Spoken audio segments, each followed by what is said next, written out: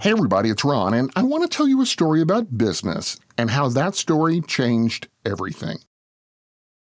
A man by the name of Donald Wollheim sets the phone down on his desk in New York City and takes a long breath. He had placed the call to Oxford, England as a courtesy. Donald ran Ace Books, a paperback publishing house he had helped build from the ground up, and he wanted permission to publish an American paperback edition of a book he believed in. The man on the other end of the line had listened to his request and told him, in the measured tones of an Oxford professor, that he would never allow his great work to appear in so degenerate a form as a paperback, and then hung up. Wollheim had spent his entire career making books affordable for people who couldn't pay hardcover prices. Paperbacks are not a degenerate form to him.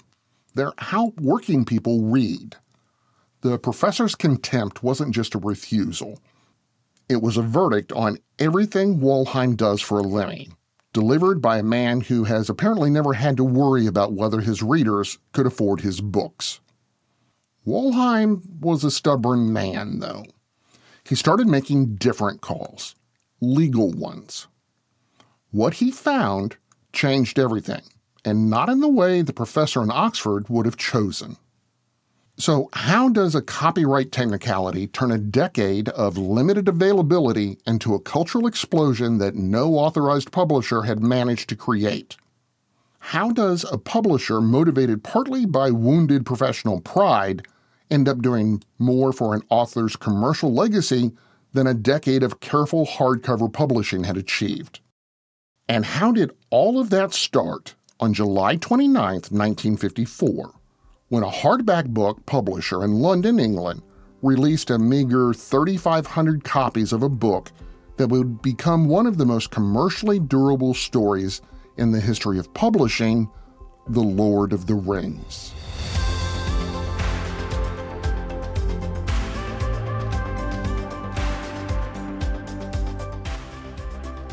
From Business Basics, I'm Ron Trucks, and this is Business History, the daily podcast where we explain the stories that changed business forever.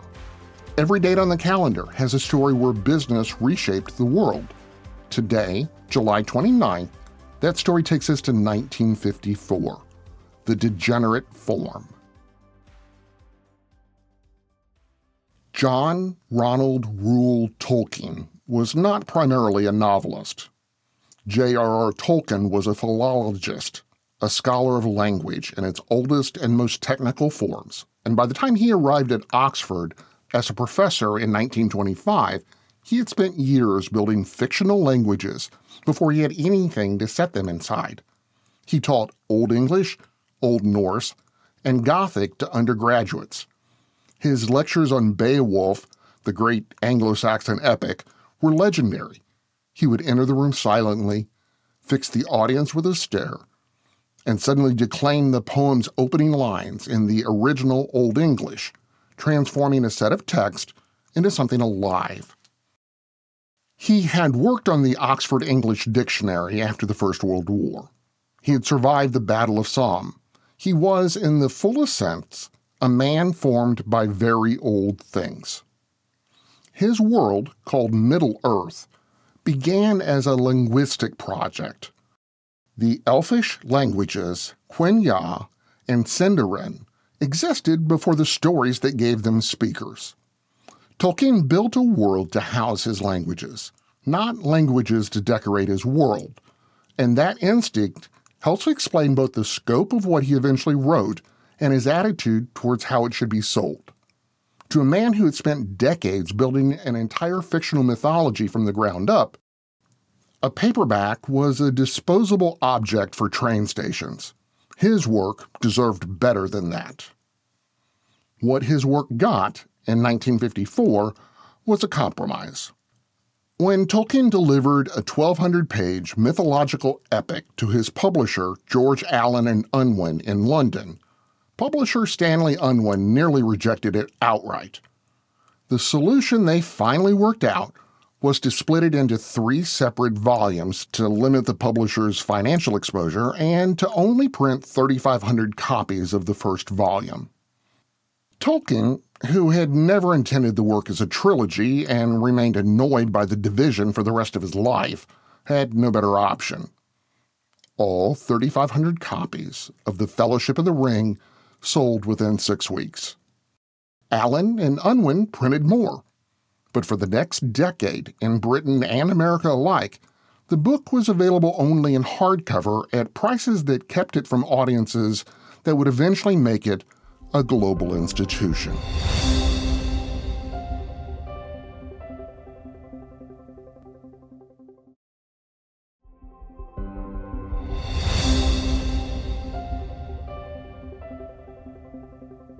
The man who solved that distribution problem was the same man now sitting in a New York City office with wounded professional pride and a legal question forming in his mind.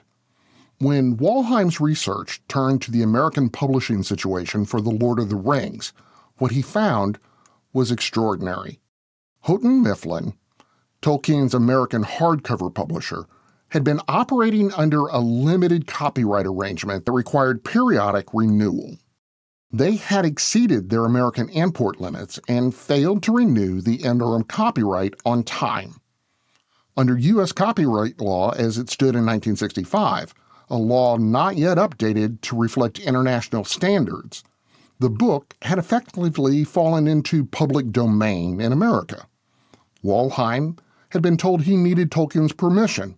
Legally, he didn't. Ace Books published 3 paperback volumes of The Lord of the Rings in spring 1965, priced at 75 cents each. The cover art was painted in a single weekend by an artist named Jack Gowan, who had no time to read the books and was simply talked through the story by a fellow editor. The decorative runes on the covers had no actual meaning. Several visual details were flatly wrong, including a flying horse on the 2 towers that the text clearly describes as something closer to a prehistoric reptile. None of that slowed anything down, though. Over 100,000 copies of the paperback sold.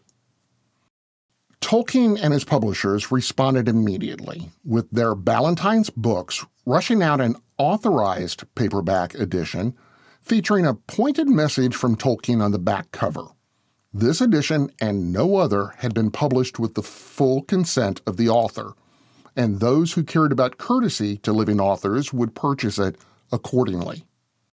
Ace Publishing, facing pressure from rival publishers and readers alike, agreed to let their edition go out of print and paid Tolkien $9,000, the total sum of their profit. The counterculture, meanwhile, had already found the book, and nothing that followed was going to put it back.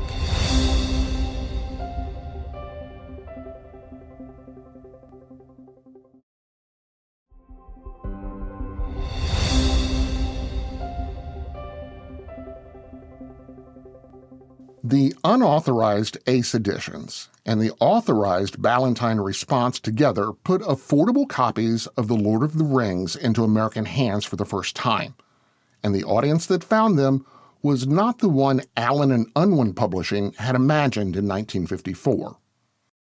The 1960s campus culture that embraced the book wasn't looking for a well-produced hardcover literary event. They were looking for exactly what Tolkien had spent decades building, a complete alternative world with its own history, languages, and moral logic, available for 75 cents. Tolkien himself acknowledged what the episode had produced, writing to his publisher that the rumpus over the unauthorized edition had given him more advertising than the authorized editions had generated in a decade of careful publishing. The commercial numbers that followed belonged to a totally different scale. The Lord of the Rings has sold more than 150 million copies worldwide. The Peter Jackson film trilogy, released between 2001 and 2003 by New Line Cinema, cost approximately $281 million to produce and grossed nearly $3 billion at the box office, triggering a wave of fantasy film and television investment still running today. Tolkien died on September 2, 1973, wealthy in his final years specifically because of the format he had called a degenerate, which made his work accessible to the audience his authorized publishers had spent a decade failing to reach. Now, here's the thing to keep in mind. Every gatekeeper in this story misjudged the same product. Allen and Unwin saw a risky 1,200-page manuscript and hedged with only 3,500 copies. Houghton Mifflin saw an import they couldn't fully protect and let the copyright lapse. Tolkien saw a medium beneath his dignity. Donald Wollheim, sitting in his New York office with a fresh insult ringing in his ears and a legal team within reach, saw a book that hundreds of thousands of people would pay 75 cents to read if someone would just print it.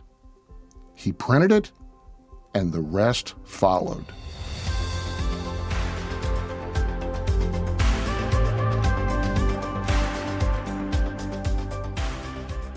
I'm Ron Trucks, and this is Business History, the podcast that finds the turning points behind the headlines.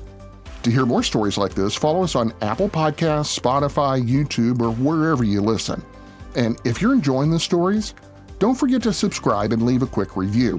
It helps more people find the story behind the business. And if you want to actually understand business better without the fluff or the buzzwords or the MBA language, start by visiting us at businessdailypodcast.com.